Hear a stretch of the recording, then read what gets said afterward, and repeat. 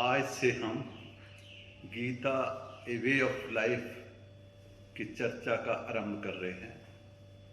सबसे प्रथम विषय का आग्रह ये हुआ था, how to make life happy in difficult situations. कठिन परिस्थिति में भी कैसे प्रसन्न रहा जाए, इसको गीता के परिप्रेक्ष्य में कहने का आग्रह हुआ था। तो उसी के विषय में आज की चर्चा हम अपने करते हैं। परिस्थिति कैसी भी हो, परिस्थिति का उतना महत्व नहीं है, महत्व है हमारे दृष्टिकोण का। गीता के प्रथम अध्याय में अर्जुन जब युद्ध के मैदान में था, जिस परिस्थिति में था, उसी के अंदर जब वो आया बहुत खुश था, एक्साइटेड था, युद्ध करने के लिए तैयार था। भगवान कृष्ण को निर्देश दे रहा था कि मेरा रथ दोनों सेनाओं के बीच में ले जाओ, मैं देखूं कि कौन दुर्बुद्धि वाले धृतराष्ट्र के पुत्र मेरे साथ युद्ध करने के लिए आए हैं। उसी परिस्थिति में भगवान उसका रथ दोनों सेनाओं के मध्य में ले गए। जब सेना के मध्य में ले गए, भगवान ने उसका रथ भीष्म पितामह द्रोणाचार्य के सामने खड़ा कर दिया। वो तो युद्ध के मैदान में पहले भी थे, परंतु जब अर्जुन का रथ उसके सामने गया तो अर्जुन घबरा गया।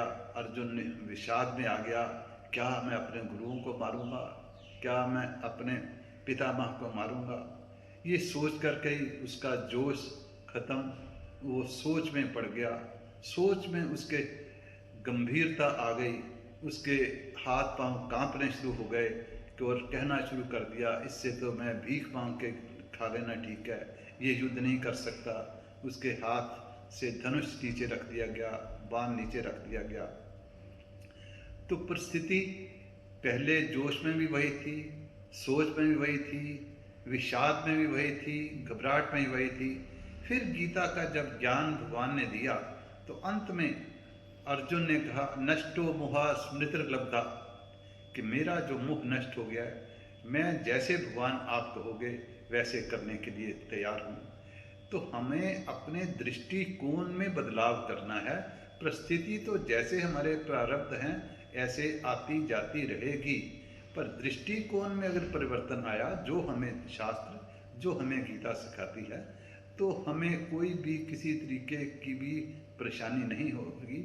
हम प्रसन्नता से अपना जीवन व्यतीत कर सकते हैं। गीता के दूसरे अध्याय के 14वें श्लोक में भगवान ने कहा, मात्रा स्पर्शास्तु कौन्तेय शीतोष्ण सुख दुखदः आगमा पायनो नित्या तांस्थिति क्षस्व भारत। के मात्रा स्पर्शास्तु, इंद्रियां, मात्रा का अर्थ गिना जाता है मेजर करने वाला, माप करने वाला। हमारी इंद्रियां माप करती हैं दुख सुख को। ये परिस्थिति सबके आती है, इसमें किसी को भी घबराना नहीं है। ऐसे ही फिर उसके अगले श्लोक में दूसरे अध्याय के 15वें श्लोक में भगवान ने कहा, यम ही ना व्यथ्यन्ते ते पुरुषम पुरुषर्षभ सम दुख सुखम धीरम अमृतत्वाय कल्पते। कि जो धीर पुरुष हैं, विद्वान पुरुष हैं, ज्ञानी पुरुष हैं, वो इन परिस्थितियों में घबराते नहीं हैं, वो कभी भी विचलित नहीं होते। अर्थात ये परिस्थिति आती जाती रहनी है, आएगी, दुख आएगा, जीवन है, आएगा। ये चाहे हम अपने लाइफ में भी देख रहे हैं, चाहे कोई धनाढ़ है, चाहे कोई राजनीतिज्ञ है, चाहे कोई खिलाड़ी है, चाहे कोई बुद्धिजीवी है, उसके जीवन में भी परेशानियां, सुख दुख परिस्थिति के बदलने से आते रहते हैं। सुखी दुखी होना या ना होना ये उसके बस में है। राजनीतिज्ञों पे भी गले में हार भी पड़ते देखे, राजनीतिज्ञों के गले में जूते भी पड़ते देखे, कभी अगर उनको प्रधानमंत्री बनते देखा और कभी उनको जैसे भुट्टो को फांसी चढ़ते भी देखा। तो ये परिस्थिति तो ऐसे सब के ऊपर भगवान ने कहा आती है, आएगी भी, हमारे प्रारब्ध के कारण आएगी। पर हमें बदलना क्या है, उसके प्रति हमें अपना दृष्टिकोण बदलना है, हमें सदा खुश रहना है। भगवान ने मानव जीवन दिया ही अंतःकरण को पवित्र करने के लिए और प्रसन्नता प्रकट करने के लिए। इस विकट परिस्थिति में भी भगवान ने जब अर्जुन को ज्ञान देना शुरू करा, तो उन्होंने गीता का ज्ञान हंसते हंसते दिया है। उन परिस्थिति में घबरा के नहीं दिया। अर्जुन की परिस्थिति और कृष्ण की परिस्थिति भी एक ही थी। कृष्ण रथ के आगे बैठे हुए थे, उनको भी उतना ही खतरा था, पर उन्होंने हंसते हंसते सारा ज्ञान दिया। तो जैसे मैंने कहा, ये परिस्थितियाँ सबके ऊपर आती हैं, यहाँ तक कि भगवान कृष्ण स्वयं के ऊपर भी ऐसी परिस्थिति आई। जब से उनका जन्म हुआ, जन्म ही उनका जेल में हुआ, फिर वो गोकुल में गए, हर तरीके के राक्षस उनके पास भेजे गए कंस द्वारा, उनके साथ उनका लड़ाई झगड़ा, उनको मारना पड़ा, उनको किशोर अवस्था में कंस का वध करना पड़ा, फिर मिडिल अवस्था में उनको जरासंध से हार करके मथुरा भी छोड़नी पड़ी। तो परिस्थिति तो वैसी कि हर एक के ऊपर आती रहती है। रामचंद्र जी का भी जब किशोर अवस्था में उनको जंगल में जाना पड़ा, गुरु जी के जो राक्षस तंग करते थे उनसे लड़ाई, फिर जब आगे शादी के बाद फिर उन्हें दशरथ मरण, पिता का मरण हुआ, जंगल में जाना पड़ा, सीता का हरण हुआ, और बंदरों की सेना जगह जगह इकट्ठी करके उनको लड़ाई करके उनको रावण से युद्ध करके उन्होंने वध दिया। फिर उसके बाद भी फिर भी उनको सीता का त्याग करना पड़ा। अर्थात भगवान ने अपने अवतार के माध्यम से भी ये बताया कि अगर मैंने मनुष्य का अवतार भी लिया तो तब परेशानियां ये आएगी, पर परेशान होना या ना होना ये हमारे बस में है। ये हम परिस्थिति को अपना दृष्टिकोण बदलेंगे तो उसी के साथ से होगा। जो गीता में यही दृष्टिकोण बताया गया है कि दृष्टिकोण अगर बदल गया तो हमें मौत से भी डर नहीं रहेगा, मृत्यु से भी डर नहीं रहेगा, हमें लाभ हानि हमको विचलित नहीं करेंगी, सुख दुख हमको विचलित नहीं करेगा। परिस्थिति जैसे मर्जी आती रहे, हमारा उसमें सेम का सेम लेवल समत्व योग से रहेगा। तो हमें गीता के माध्यम से ये अगर हमारे अंदर ज्ञान आ गया तो फिर जो है हमें कोई किसी तरीके की भी हमें कोई चिंता करने की जरूरत नहीं है। भगवान ने छठे अध्याय के 22वें श्लोक में कहा, यम लब्धा चापरम लाभम मनस्ते ना अधितता यस्मिन् स्थितो न दुखे ने गुरु ना पे विचालियत। कि ये जो है इस गीता के ज्ञान को आत्मसात करने वाले के ऊपर बड़े से कोई भी दुख नहीं आएगा, बड़े से बड़ा भी दुख आएगा कभी विचलित नहीं होगा, और इसमें दुख आएगा ही नहीं, सदा ही इससे बड़ी कोई प्रसन्नता भी उसको नहीं आएगी, क्योंकि इससे बड़ी प्रसन्नता कोई है ही नहीं। और इसी तरीके से भगवान ने इसके अगले श्लोक में कहा, तम विद्या दुख संयोग वियोग योग संगीतम स निश्चयन योक्तव्या योगो निर्विन्न चेतसा। कि ये जो है हमको करना कैसे है, हमको दुख के संयोग के साथ वियोग रखना है और सदा ही रखना है। ऐसा वियोग रखते हुए हमें दुख प्रभावित नहीं करेंगे, उसको करते हुए हमें कभी उकताना नहीं है, अर्थात सदा प्रयास रखना है। तो भगवान ने हमको ये बताया कि सदा प्रयास जो है रखते रहना है। गीता के माध्यम से है कि नहीं कश्चित क्षणमपि जातु तिष्ठते कर्म कृत, कि कोई भी क्षण कर्म करे के बिना नहीं रहना। भगवान खुद भी ऐसा कर्म करते रहते हैं, हमको भी यही बताया।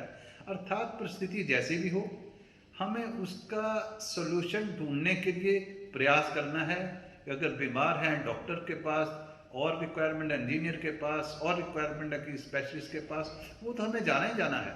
क्योंकि जो परिस्थिति आती है वो दो तरह के तीर लेके आती है।